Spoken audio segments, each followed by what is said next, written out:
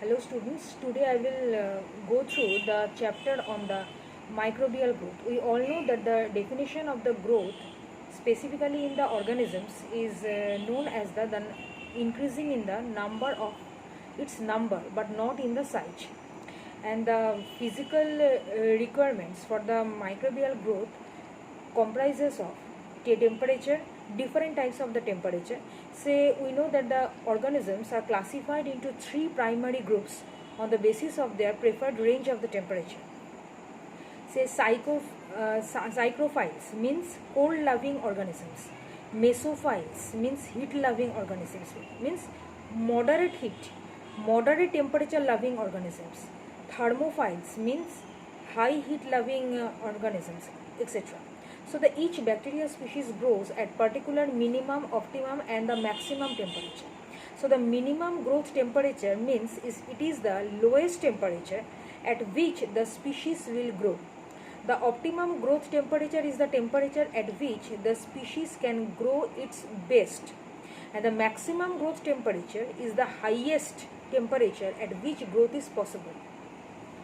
The ranges of the maximum and the maximum growth temperature that define the bacteria as the psychrophiles, mesophiles or thermophiles are not rigidly defined. So means we cannot rigidly say that the particular organisms can be properly defined on the base of these types of the temperature variations. But psychrophiles, for example, are originally considered simply to be the organisms capable of growing at 0 degree centigrade. However, there seem to be two fairly distinct groups capable of growth at that temperature.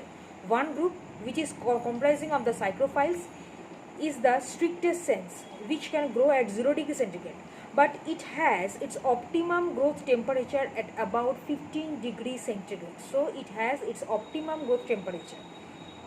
That means it has its maximum enzymatic activity at 15 degrees centigrade. Most of these organisms are so sensitive to higher temperatures that they will not even grow in a reasonably warm room temperature, say 25 degrees centigrade. The other group, which can grow at 0 degree centigrade, has a higher optimum temperature, usually 20 to 30 degrees centigrade, and cannot grow above about 40 degrees centigrade.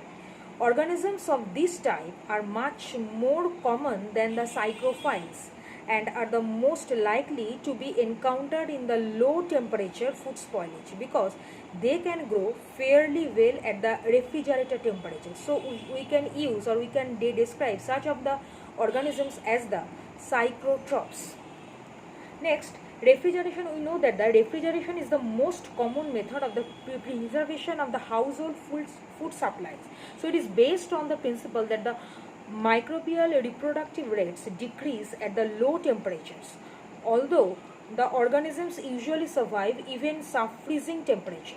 Some species decline faster than the others.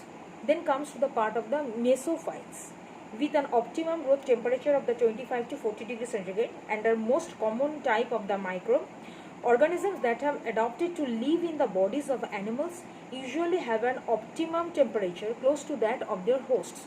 So the optimum temperature for many pathogenic organisms is about 37 degrees centigrade, which is considered as the more or less the room temperature. And incubators for clinical cultures are usually set at about this temperature. So thermophiles, this comes to thermophiles, and these are the organisms capable of growth at higher temperature. Basically, they can grow at its optimum of the 50 to 60 degrees centigrade temperature, and such temperatures can also be reached in sunlit soil and in thermal water such as the hot spring. Some microbes, members of the archaea group, we know that there are two types of the organisms, especially in case of the bacteria. One are Eubacter and another one are Archaebacter. So these archaea have an optimum growth temperature of the 80 degrees centigrade, maximum growth temperature, or or higher, so 80 degree or more. These organisms are known as the hyperthermophiles, or sometimes it is considered to be as the extreme thermophiles. Most of these organisms live in the hot spring associated with the volcanic activity. Sulfur is usually important in their metabolic activity. Then the part comes as the how pH can refer, or it can how it can modify the growth of a particular organism. So here we know that the pH has its range from 0 to 14. So 0 to 6.99 considered as the acidic range, 7 is considered as the neutral point of the pH, and after 7.01 to 14, 7.01 up to 14, it is considered as the basicity or alkalinity of the pH. So here we can see that the most bacteria grow based in a narrow pH range near neutrality between pH 6.5 to 7.5.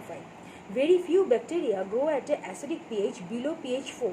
So this is why a number of the foods such as sauerkraut, pickles and many cheese are preserved from the spoilage by the acid produced by bacterial fermentation. And some bacteria called the acidophiles are remarkably tolerant to the acidity. When bacteria are cultured in the lab, they often produce acids which eventually interfere with their own growth. To neutralize the acids, they maintain the proper pH. Chemical buffers are included in the growth medium. The peptones and the amino acids in some media act as the buffer. So we know that the function of the buffer is to neutralization of the acidity or basicity. So the activation of the buffer. So the application of the buffer has the most important application within the particular growth medium to neutralize its pH. They are also non-toxic, and in fact they provide the phosphorus as an essential nutrient. Then comes part of the osmotic pressure.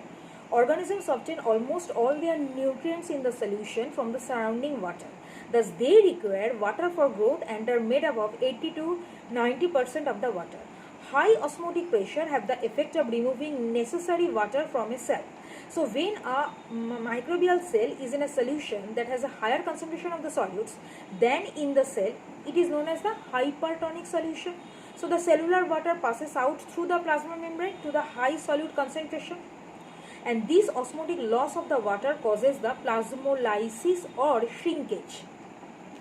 So the importance of this phenomenon is that the growth of the cell is inhibited as the plasma membrane pulls away from the cell wall. Thus, the addition of the salts or other solute to a particular solution and the resulting increase in the osmotic pressure can be used to preserve foods. It is important. So, by increasing the osmotic pressure, we can preserve food, by which we can add the salt within the medium so that the basicity or alkalinity of the medium has to be increased. Then comes to the part of the extreme halophiles. Here we have adapted so well to high salt concentrations that the organisms actually require them for growth. And in this case, they may be termed as the obligate halophiles. There are two terms. One is facultative, another is obligate. Obligate means it must have.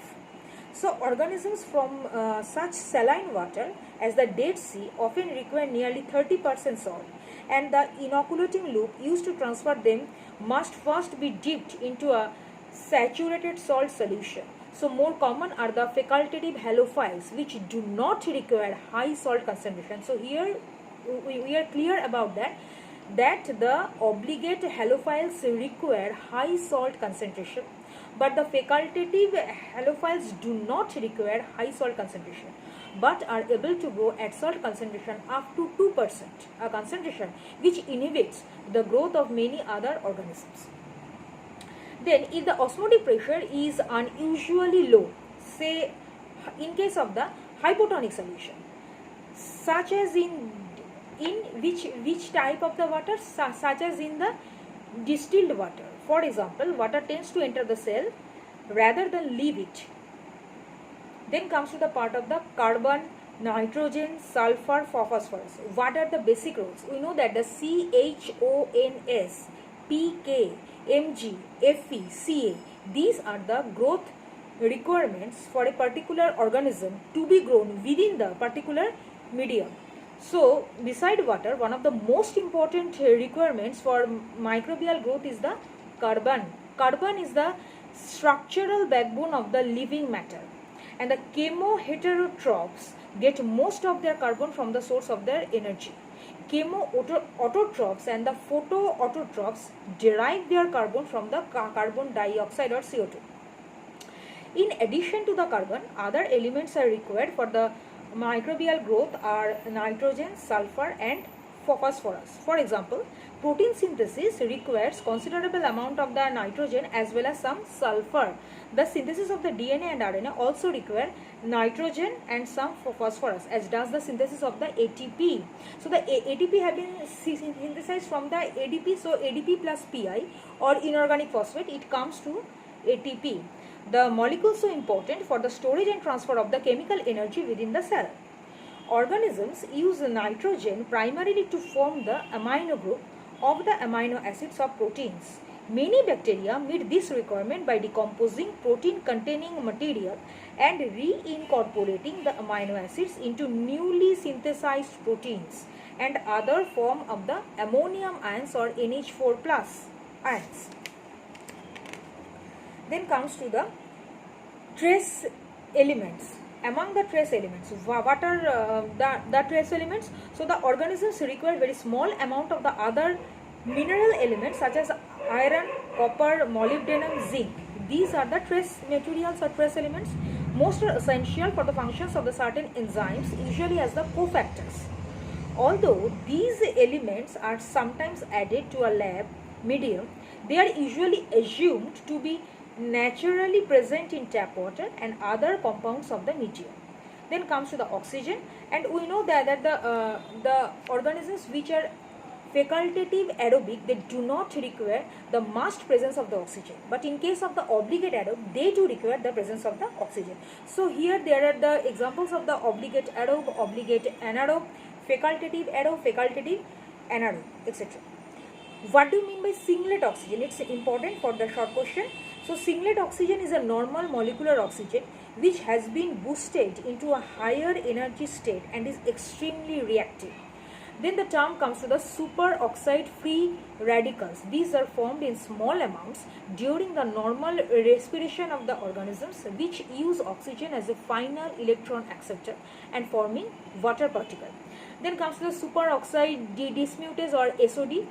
It has to be neutralized in the particular medium into which the organisms can grow. So the reaction mechanism will be O2 minus plus O2 minus plus 2H plus. It will form the H2O2, hydrogen peroxide plus oxygen. Then comes to the aerotolerant anaerobes. The term is the aerotolerant anaerobes. It cannot use oxygen for growth, but they tolerate it fairly well. A common example of the lactic acid producing aerotolerant anaerobes is the lactobacilli. So the important example of the aerotolerant anaerobe is the lactic acid bacteria. In the lab, they are handled and grown much like any other bacteria. These bacteria can tolerate oxygen because they possess SOD or an equivalent system that neutralizes the toxic forms of the oxygen which will be present in the particular medium. Then comes a term as the microaerophiles, which are aerobic. They do require oxygen. However, they grow only in oxygen concentrations lower than those in air. Then comes to the oxygen growth factors. So oxygen plays an important role for the particular medium in which organisms can grow. This is the basics which are the important requirements for the growth of the organisms within a particular medium, say acidic medium, say basic medium or the neutralized medium. Thank you.